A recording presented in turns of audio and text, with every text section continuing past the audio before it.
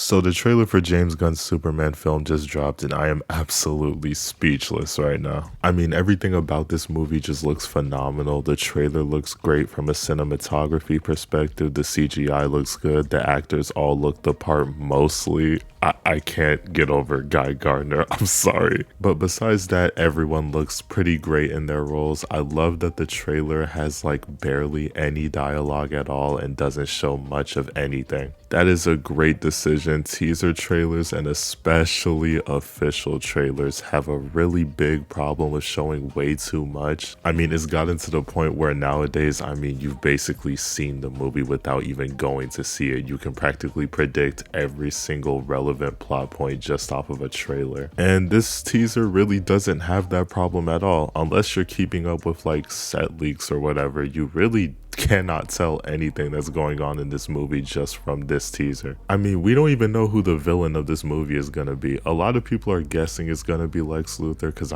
that's who's shown in the teaser, but I highly doubt James Gunn is gonna go that route. But I'll get more into that later. I have my own set of reasons as to why I don't think and why I don't want Lex Luthor to necessarily be the villain of this movie. So yeah, my thoughts on this trailer are just, wow, it's really, really good. I think it has a little bit of everything for everyone who's like tired of what we've been currently getting with MCU movies and shit, as well as longtime DC fans who weren't particularly fans of the Snyderverse. So yeah, today I just wanted to talk about the DCU and my overall excitement today. It's not going to be a super structured video, just really a video venting my thoughts. So yeah, enjoy the yap, I guess.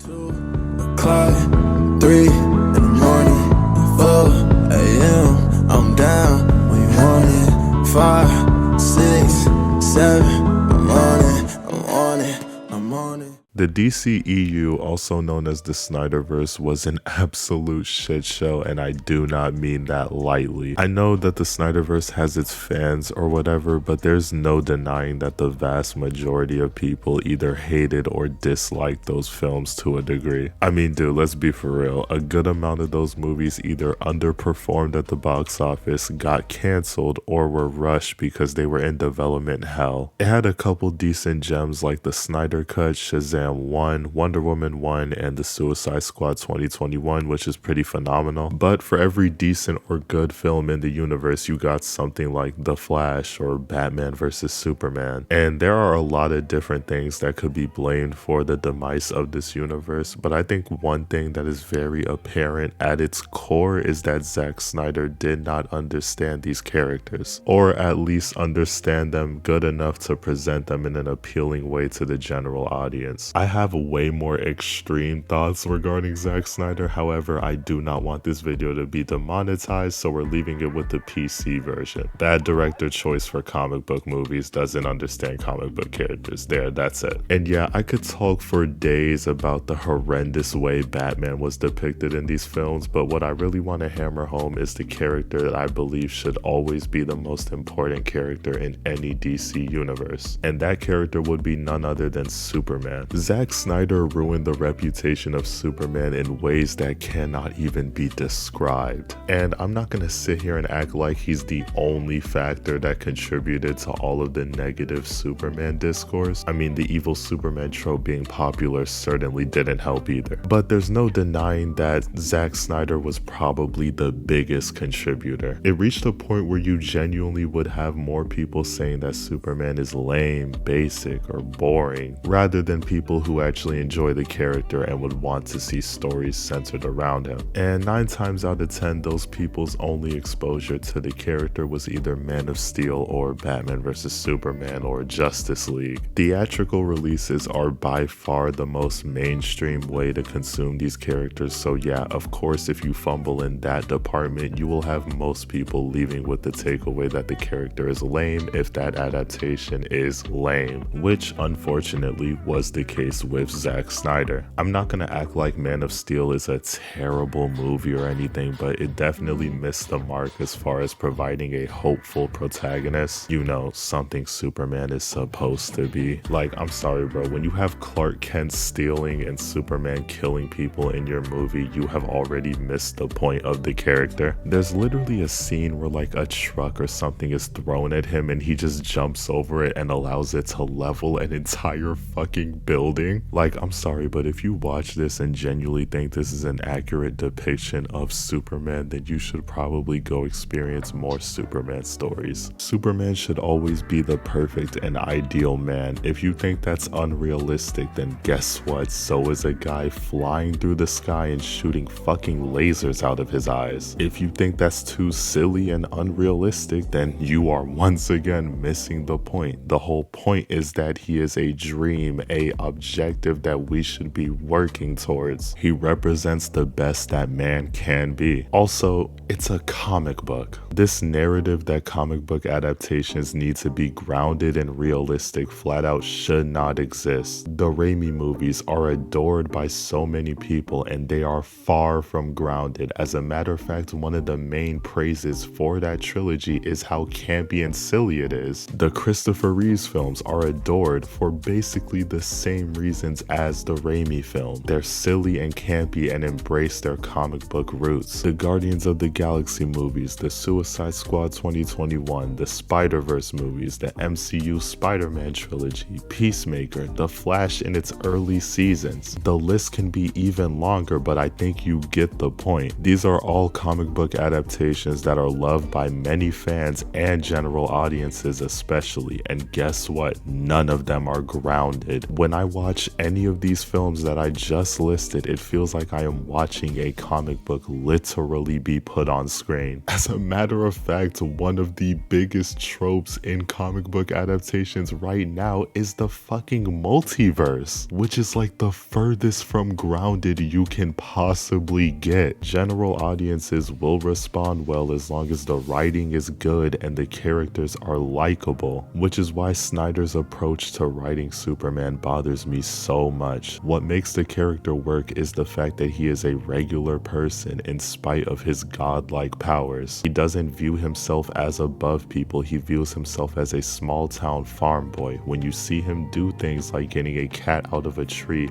or helping an old lady across the street, it's not because he feels like he has a moral obligation to do so or because he has some complex fleshed out reason. It's simply because he wants to. And the amount of people who are flat out unaware of this is genuinely baffling to me. He is the most recognizable superhero on the planet, yet nobody seems to really know what he's all about, really. And I can't lie, it took me a while to come around to. I used to be in the same crowd of people that thought he was boring and lame, and how can you write a story around someone who has every power in the fucking world? But then I got older and I was scrolling through HBO Max one day and a certain show caught my eye. Superman and Lois was a show that I was hearing so much about at that time, so I figured why not give it a shot. It's not like I really had anything better to watch in my mind anyway. And from the opening montage, I was immediately hooked. The show doesn't waste your time recapping things you already know. We're already aware of Superman's origin story and why he is the way that he is. He was adopted by the two most unrealistically nice country folk in the entire universe, and they raised him with good values and taught him to be someone who cares about humanity. Superman and Lois sums all of this up in a montage and then shows you how he became Superman, showing his first save in Metropolis and everything. And the "thanks my mom made it for me" line is just so tough. That is literally the cherry on top. Like, when I saw that scene, I was immediately sold on this interpretation of the character. And then we're immediately shown that he has a family. He has 2 sons, he has a wife. I don't want to go too crazy in depth about Superman and Lois because that show deserves its own video, to be honest. But if you are skeptical about the character in any way, or if you just like the character, you should definitely give it a watch. It is such a great series and it ends on a really high note. One of the most satisfying endings I've ever seen to a TV show, period. But the point is, I can understand people who are skeptical of the character because I've been there. I used to have my frustrations with the character at one point. But I think so far James Gunn is understanding what makes the character work and how to present him in a way that is appealing to those people who have their issues. Now, all we have is a teaser and a general idea of the plot that James Gunn has given us. So like, yeah, we don't have a crazy amount of information on the movie yet, but I honestly like that. I like that James Gunn is being as mysterious as possible about what is going on in this film. We also have some set leaks, but they honestly don't reveal much that the teaser didn't also show us. But from what I can gather, this film will be revolving around or centered around the idea that Superman is presenting kindness in a world that views it as old-fashioned. This is like the perfect premise for a Superman story in modern day. Whenever people who are not that familiar with the character talk about how to modernize him for general audiences, it's always so funny to me because the character is already modernized. Most of his stories literally revolve around the fact that what he is trying to achieve is a fantasy, it is a dream, it is something that cannot be attained. However, he is aware of this and does not care. He's going to keep fighting for that dream because he believes in humanity and has hope that we can be the best people possible. So yeah, I think that this premise is absolutely perfect for a modern Superman movie, literally perfection. Having the entire film being centered around Superman earning the trust of the people will also be a great way to explore his optimism and why he wishes to help people so much. This is my last time bringing up the Snyderverse, however, I do have to give credit where credit is due. Snyder did attempt to present this plot point. I just personally did not feel like the execution was all that great. So here's to hoping James Gunn can do a better job than he did. As far as what I want from this movie, I mainly just want 4 things. These 4 things are not required for me to enjoy the movie or anything, but they are things that I would prefer to happen. Starting off with number 1, I do not want Lex Luthor to be the main antagonist. Don't get me wrong, Lex is the best Superman villain in my eyes. A white billionaire who has dedicated his life to hating an illegal immigrant. Thank God this character isn't realistic at all. I love the dynamic that Lex has with Superman in most stories. Superman being the representation of what Lex cannot do despite all of his money and resources. And him having such a fragile ego causes him to be bitter over this. If you ask me, Lex Luthor is honestly probably the best villain in all of comic books. However, I do not want him to be the villain of this story. I want him to be a character that pulls some strings and is like present within the story, but I don't want the final conflict to be against or related to Lex. I would actually prefer if the final conflict wasn't even physical. I'd prefer if it was more so just Superman overcoming the hatred that Metropolis feels towards him. However, judging from Hot Girl and Guy Gardner's suits, Maxwell Lord will likely be the villain, which I'm also fine with. I guess we'll just have to wait a decade for that indie Green Arrow movie to come out with no physical villain and it's just an anti-establishment piece. James Gunn, make it happen and my life is yours, I swear to God. But long story short, I would rather prefer Lex Luthor be built up as a villain for possibly the second movie, maybe even the third. Because let's be honest, if this is a trilogy, then the third movie will probably end with Superman dying. Number 2, I want this movie to be woke as fuck. James Gunn has shown before that he's not really afraid to go super lefty with it, and I like that. Especially when you're working with Superman, who is arguably one of the most woke characters in all of comic book. As I literally just finished going over, he's an illegal immigrant whose biggest op is a white billionaire who wants him deported. There are apparently some people on Twitter who are just now catching on to the fact that Superman is an allegory for immigrants. And I mean, I genuinely have to ask, how stupid can some people be? Like, how did it take you this long to catch on to that? Regardless though, I think some of the best Superman stories are the ones that double down on the idea of Superman being an allegory for that. Superman smashes the Klan, and even more recently, My Adventures with Superman are the best examples of what I'm talking about. It's the perfect subtle way of making him relatable, along with other things like Crypto and his relationship with Lois, which I'll touch on later, but really double down on it and alienate the bigots. I do not care if they cry about it, make them cry. I'm honestly tired of so much media just playing neutral when it comes to social politics. Like, no, pick a side and stand on it. I think a character like Hobie from Across the Spider-Verse is a good step in the right direction. Stop giving comic book fans more credit than they deserve. They clearly cannot not read subtext. They are not that intelligent. And if James Gunn is about to make Superman a leftist icon, then I'm all here for it. Number 3, the dynamic with Lois Lane needs to be perfect. I think that Lois Lane is practically the blueprint for comic love interests. I mean, hell, just look at how many superhero girlfriends are reporters nowadays. Regardless though, unlike most of the cheap imitations, she's a competent person on her own, and her relationship with Clark is not toxic in the slightest. My favorite Superman adaptations by far are My Adventures with Superman and Superman and Lois, which if you ask me is the best Superman story of all time, excluding All-Star Superman of course. And it honestly deserves way more love, especially after that final season. Like, trust me, if you were avoiding Superman and Lois because you thought it was like the Arrowverse, watch it. It is so much better than the Arrowverse slop that you people were eating up when you were in middle school, like seriously. In those 2 shows that I just named though, Lois Lane is absolutely phenomenal. She's confident, fearless, and compliments Clark in so many ways. Like, she is literally the only person for Clark. If you ship Wonder Woman and Superman,